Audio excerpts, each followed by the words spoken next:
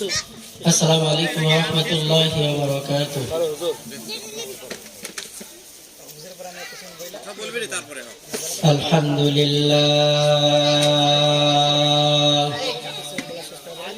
আলহামদুলিল্লাহ নাহমাদুহু ওয়া নুসাল্লি আলা রাসূলিহিল কারীম।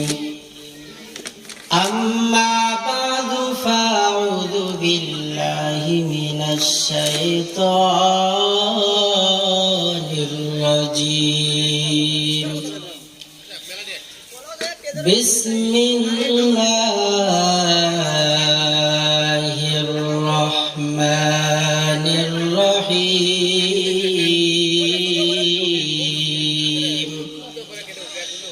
কুল হাল ইয়াস্তাবিল্লাযীনা ইয়া'লামুনা ওয়াল্লাযীনা লা ইয়া'লামুন।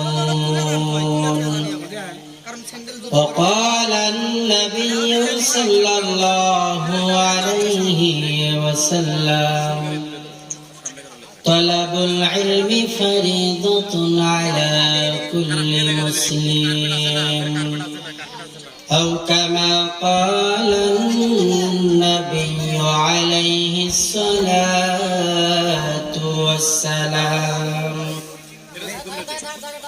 تو दिल में तू आता है समझ में नहीं आता,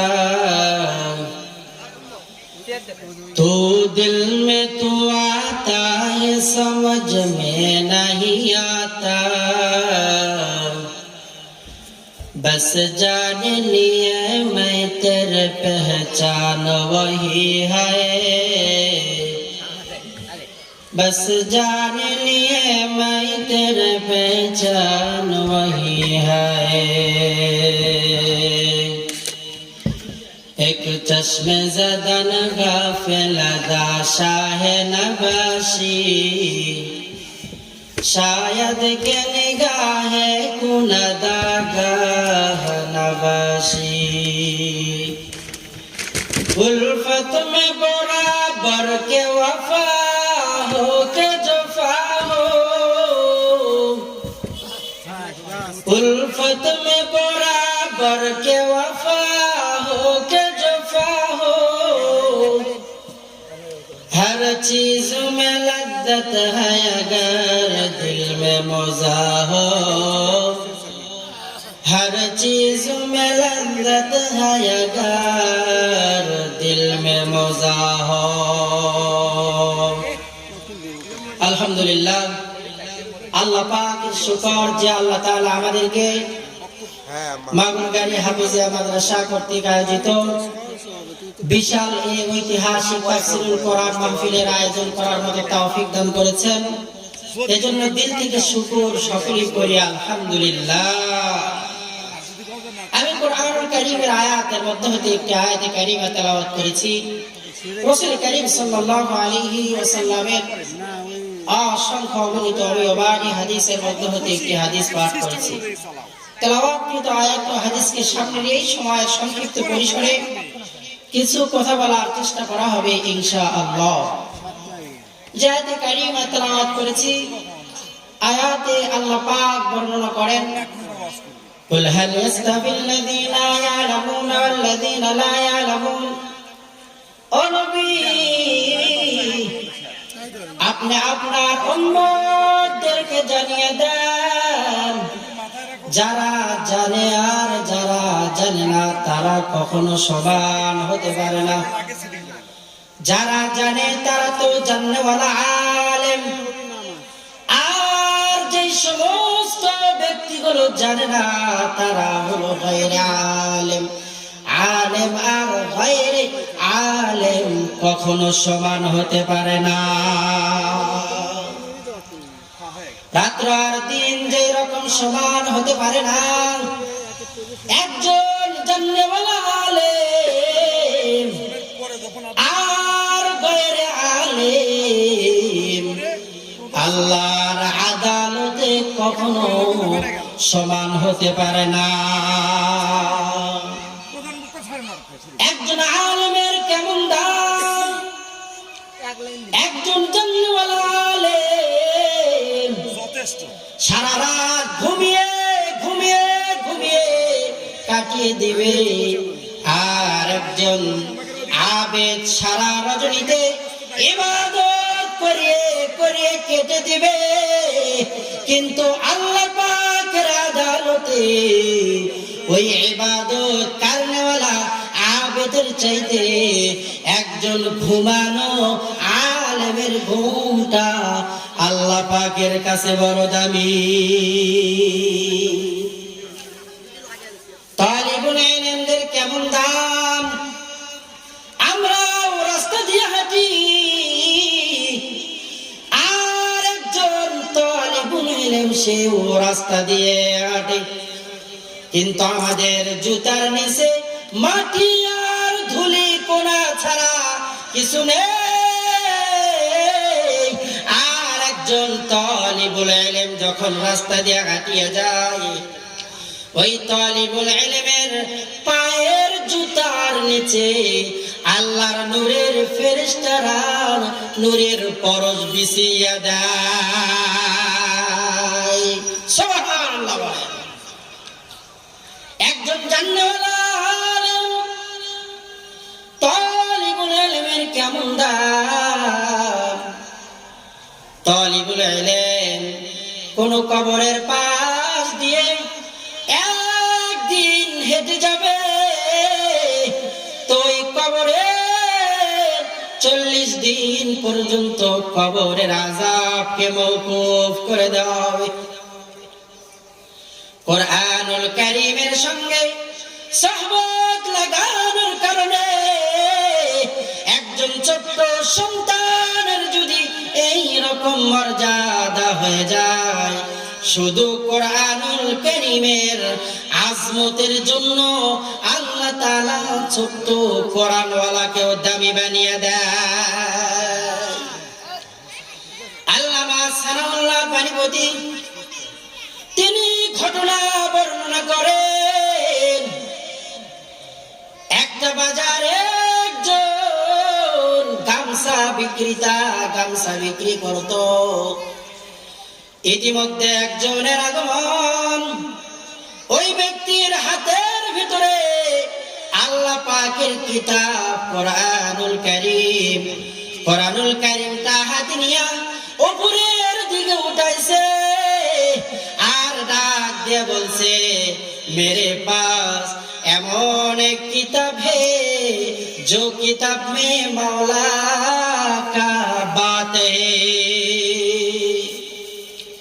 গামছাওয়ালা এবার মনে মনে ভাবলেন, ছোট্টবেলায় এই কিতাব কোরআনের কথা অনেক শুনেছি, কিন্তু গরিব হওয়ার কারণে কোরআনুল কারীমের শিক্ষা নিজের অন্তরের ভিতরে ঢুকাইতে পারি নাই। ডাক দিয়ে বলল, রে কোরআন বিক্রেতা, কত টাকা নিবা? বলল, 3 দিরহাম দিলি তোমাকে আমি এই কোরআনটা দিয়ে দিব। কোরআন নিয়ে তুমি কি করবা? বলে, আমি কোরআন পড়তে পারি না, কিন্তু এই কোরআনের দিকে তাকাবো, কোরআনটা আমার বুকে লাগাবো, কোরআন দিয়ে আমার জীবন পরিচালনা করার চেষ্টা করবো। রে বান্দা, আমার কাছে কোরআন বেচবি কিনা বল?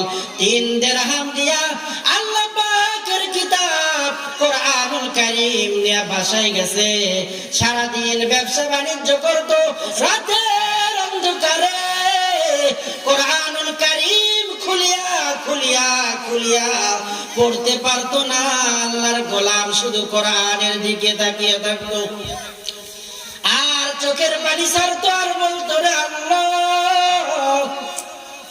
জানি না আপনি কোরআনুল কারীমের কোন কিতাবের মধ্যে কি বলেছে। কোথায় না জানি জাহান্নামের আযাবের বর্ণনা দিয়েছেন, কোথায় না জানি জান্নাতের চির সুখ শান্তির বর্ণনা দিয়েছেন। আল্লাহ, আমি তো কোরআন পড়তে পারি না, এই জন্য জানিও না। 1 রাত আর 2 রাত নয়, রাত রাত এরকম চলতে চলতে থাকলো। আল্লাহর বান্দা অসুস্থ হয়ে পড়ে গেল।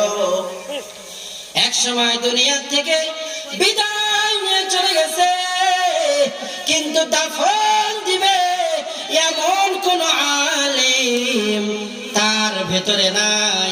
দাফন দিবে এমন কোন আলেম এলাকার মধ্যে নাই। রাস্তায় দাঁড়িয়ে একজন টুপিওয়ালারে পাইছে, ও টুপিওয়ালা তাড়াতাড়ি আমাদের ভাইকে দাফন কাফনের ব্যবস্থা করে দাও। কোন রকম দাফন কাফনের ব্যবস্থা করেছে, বাসায় ফিরে গেছে। যাওয়ার পর নিজের পকেটের ভিতরে হাত দিয়ে দেখে দামি দামি কিছু কাগজপত্র নাই। এক দৌড়ে চলে গেছে কবরস্থানে। যাওয়ার পর কোথাও মিলল না।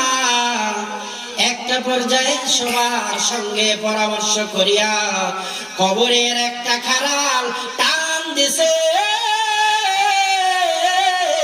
টান দেওয়ার পর দেখে কবর আর স্বাভাবিক নাই।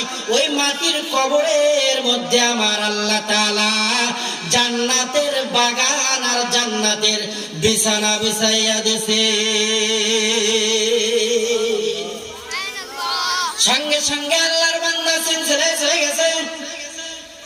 এইরকম হালাত হওয়ার পেছনে কারণটা কি? আল্লাহর বান্দার এত শান শৌকত, এত মর্যাদা কিসের কারণে দৌড় দিয়ে বাড়িতে গেছে?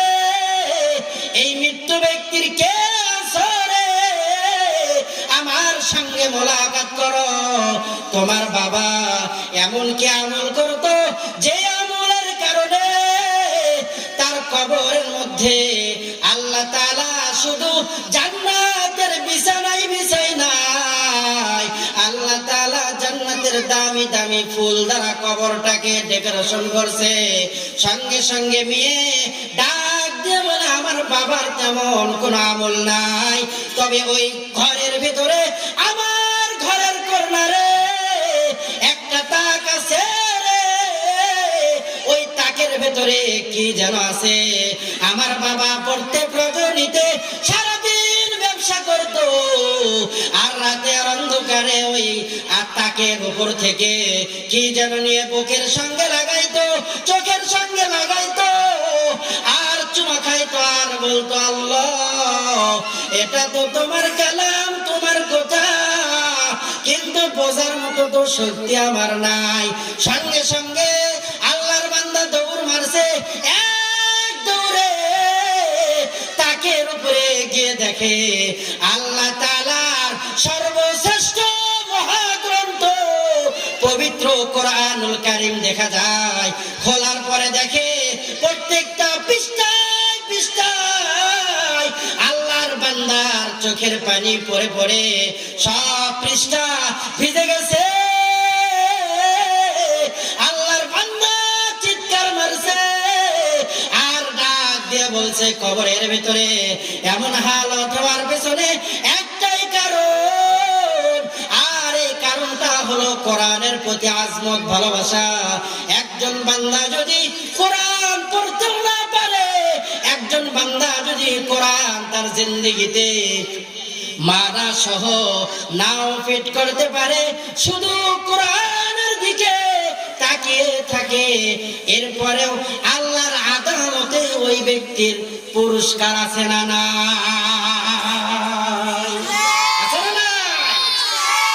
কোরআনী বিধান আমাদেরকে কায়েম করতে হবে, তাহলে এদেশ সহ তাম বিশ্ব সহ তাম বিশ্বে এদেশে আল্লাহ পাকের কোরআনের হুকুমত জারি হবে। আল্লাহ পাকের কোরআনের হুকুম চালু করার জন্য, আল্লাহ পাকের কোরআনী বিধান অনুযায়ী দেশ চালানোর জন্য যদি ডাক আসে আল্লামা মামুনুল হকের পক্ষ থেকে, যদি ডাক আসে শায়েখে চরমনায়ের পক্ষ থেকে, যদি ডাক আসে আমিরে হেফাজত আলেম ওলামা তোলাবাদের পক্ষ থেকে, তাহলে ময়দানে ঝাঁপিয়ে পড়ে কোরআনের বিজয় সুনিশ্চিত করব ইনশাআল্লাহ। কোরআনের পথে অবিচল থেকে আমার মরণ যেন কোরআনের পথে অবিচল থেকে আমার মরণ যেন হয়। তোমারই কাছে মিনতি আমার মহামহিম দয়াময়। কোরআনের পথে অবিচল থেকে আমার মরণ যেন হয়। কোরআনের পথে অবিচল থেকে আমার মরণ যেন হয়। আল্লাহ পাক যেন কোরআনের পথে অবিচল থেকে আমাদেরকে দুনিয়ার থেকে বিদায় নেওয়া তৌফিক দান করেন। ওমা তৌফিকি ইল্লা বিল্লাহ। আর অনেকে আছেন কথা বলবেন, এজন্য এখনই শেষ করে দিতে হলো। আসসালামু আলাইকুম ওয়া রাহমাতুল্লাহি ওয়া বারাকাতুহু।